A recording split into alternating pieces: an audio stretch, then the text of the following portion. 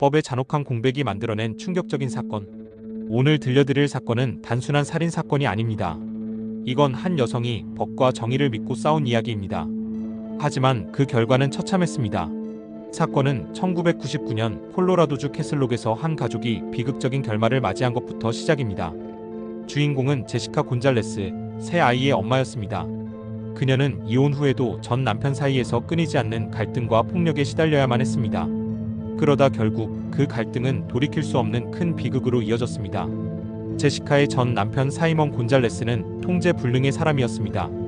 그는 제시카를 지속적으로 괴롭혔고 아이들을 이용해 그녀를 협박하곤 했습니다.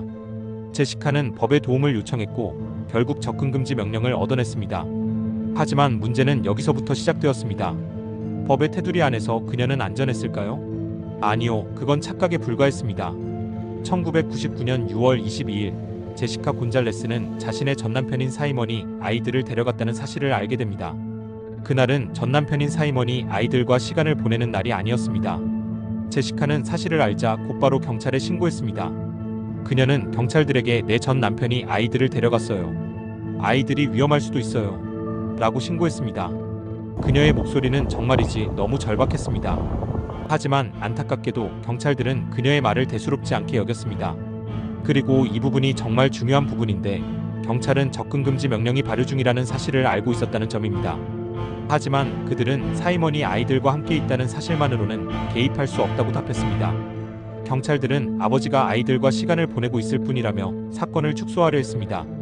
제시카는 몇 시간 동안 아이들을 걱정하며 경찰서를 오가면서 도움을 요청했지만 아무도 나서지 않았습니다. 그날 밤은 악몽처럼 기억에 남았습니다. 전 남편인 사이먼 곤잘레스는 아이들과 함께 그의 트럭을 몰고 카지노에 들렀습니다. 그는 아이들을 차 안에 방치한 채 몇 시간을 카지노에서 보냈고 이후 그는 경찰서로 차를 몰고 갔습니다.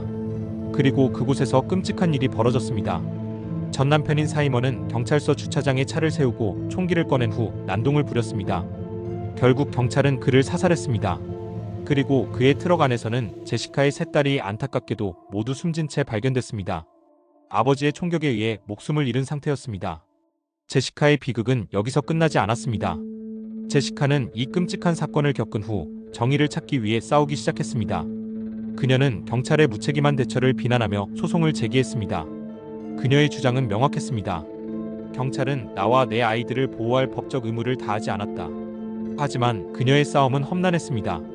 미국 연방대법원은 결국 제시카의 손을 들어주지 않았습니다.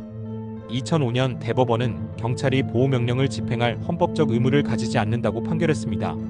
그건 엄청난 충격을 주었습니다.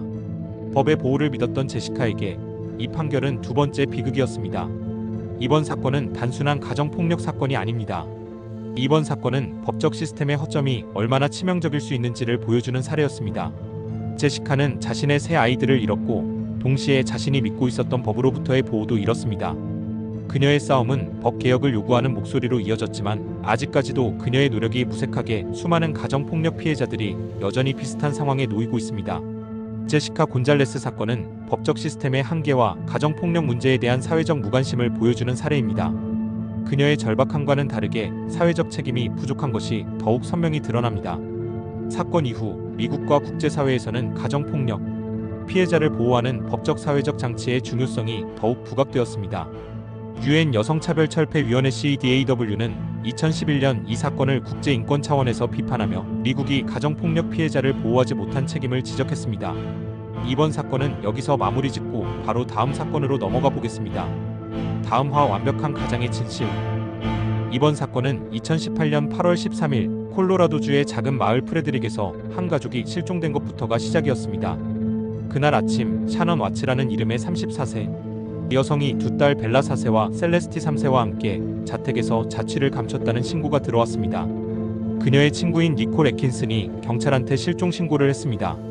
샤넌은 전날 밤 집에 들어간 이후로 전화도 받지 않고 회사 미팅에도 나타나지 않았습니다. 그리고 무엇보다 그녀는 두 아이를 둔 엄마였고 그날 아침엔 임신 15주째였습니다. 때문에 그녀의 친구인 샤넌은 걱정이 되어서 경찰에 신고를 한 것입니다. 경찰은 처음에 단순한 실종 사건처럼 보았고 바로 남편인 크리스 와츠를 만나러 갔습니다. 남편인 크리스 와츠는 침착하게 경찰을 맞았고 카메라 앞에서 도움을 요청했습니다. 내 아내와 아이들이 사라졌다며 눈물을 흘렸습니다. 하지만 본능적으로 알 수 있었습니다. 그 눈물은 진짜가 아니었다는 걸요. 경찰은 집 내부를 확인했습니다. 집 안은 매우 깨끗했습니다. 문도 창문도 강제로 열려 있지 않았습니다. 집안의 물건도 그대로였습니다. 그녀의 핸드백, 휴대전화, 심지어 약통도 그대로였습니다. 샤넌이 아이들과 함께 도망쳤다고 보기엔 너무 이상했습니다. 특히 그녀는 임신 중이었고 건강 문제로 약을 끊을 수 없는 상태였으니까요. 크리스 와츠는 경찰 조사에서 자신은 아무것도 모른다고 주장했습니다.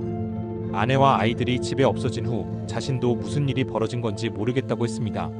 하지만 이웃의 감시 카메라가 그의 거짓말을 들통냈습니다. 사건 당일인 이웃의 그날 새벽 감시 카메라는 크리스가 트럭에 무언가를 실어 나르는 모습을 찍었어. 뭔가 꼭 무거운 물건을 나르는 것 같았습니다. 나중에 밝혀졌지만 힘겹게 옮기던 그 물건은 그의 아내와 두 딸의 시신이었습니다. 그는 새벽 5시쯤 트럭을 몰고 석유 탱크 시설로 향했습니다. 그곳은 그의 직장이었어. 그리고 그곳에서 끔찍한 일이 벌어졌습니다. 크리스 와츠는 결국 자백했습니다. 그는 자신의 아내인 샤넌과 두 딸을 살해했다고. 그날 새벽 샤넌은 남편이 외도를 하고 있다는 사실을 알고 서로 대면했다고 합니다. 둘 사이에 격렬한 다툼이 벌어졌고 그는 자신의 목을 졸라 살해했습니다. 그 뒤 두 딸을 데리고 트럭에 태워 석유 탱크로 갔다고 했습니다. 믿을 수 없는 건 그는 두 딸을 순서대로 살해했다는 겁니다.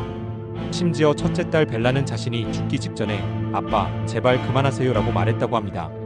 그는 자신의 아내인 샤넌의 시신을 얕은 구덩이에 묻고 두 딸의 시신은 각각 기름 탱크 안에 유기했습니다. 그 잔혹함은 상상조차 할 수 없었습니다. 왜 그는 이런 짓을 저질렀을까요? 조사 결과 그는 외도 중이었고 새로운 삶을 살고 싶어 했습니다. 아내와 아이들은 그에게 짐처럼 느껴졌던 거였습니다.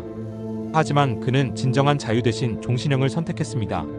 2018년 11월 크리스 와츠는 유죄를 인정하고 종신형을 선고받았습니다. 그는 결코 교도소를 벗어날 수 없습니다. 이 사건은 단순한 살인 사건이 아닙니다. 가정폭력과 자기중심적인 욕망이 얼마나 많은 삶을 망칠 수 있는지를 보여주는 찬극이었습니다. 우린 이런 비극을 막기 위해 무엇을 해야 할까요? 그건 아직도 답이 없는 질문일지도 모르겠습니다. 크리스 와츠 사건은 2018년에 일어난 충격적인 범죄 사건 중 하나로, 이 사건은 가족 내 갈등, 배신, 숨겨진 문제들이 비극적으로 폭발한 사례로 알려져 있습니다. 겉으로는 행복한 가정으로 보였지만 내부적으로는 많은 문제가 쌓여 있었습니다. 소셜미디어에서 보여지는 이미지가 반드시 진실을 반영하는 것은 아닙니다. 외적인 모습에 속지 말고 자신의 삶이나 타인의 삶에서 진정한 문제와 감정을 마주하는 용기가 필요합니다.